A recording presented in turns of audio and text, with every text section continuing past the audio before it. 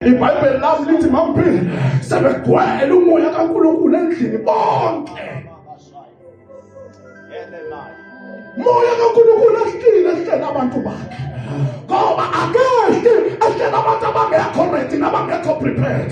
Wehlela those abaqedwe 40 days. Abantu bohambo, abantu bejeni abazuhambo luka 40 days. Ehlelo ngwengwele wazogcwala kubo. Uthe megcwala kumongcwele, iBhayibheli lami lithi baqala bakhuluma ngezilimi ezahlukeneyo. I'm about to pray. Bakhuluma ngezilimi ezahlukeneyo. Omunye wakwinkiza, nomunye wakhuluma kodwa bezwana.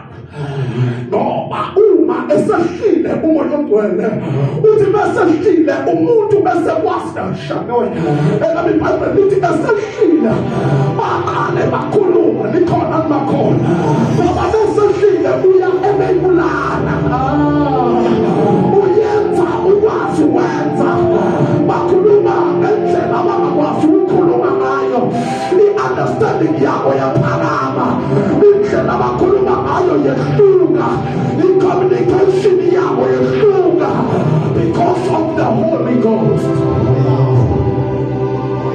Ibona abantu sengathi befika bengakwazi bangena endlini bengakwazi kodwa baphuma sebekwazi.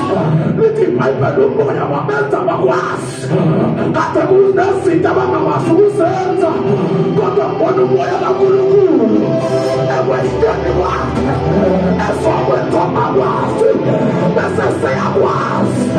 The Spirit of God uyashintsha wenza bakwazi bese seyakwazi. Ongahluleka bese seyakwazi. Lithi basebeyakhala bayakhuluma kunezinto ezakhala the first time siqalisa ukuthi umoya ogcwele useyawehlela kulo. Umawele wenza umuntu enzito abekade naye engayazi akade nayo into yawamoya bese ifakwa umuntu. Wathi into eyenza umoya ogcwele umuntu usuke sengene kuwe. Intendidayokela ukuthi laba bantu abamoto mfundisi kunabantu abangaphandle abaqobayo kunequlu kunenqwaba ababukayo. Bible lami lithi abantu ababukayo were confused.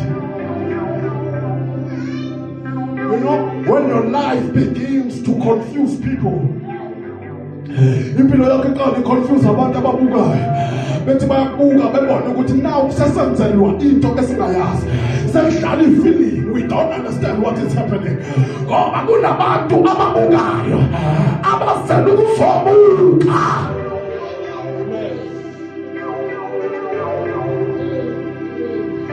Kuneskill esasispecialize ukuzobuka.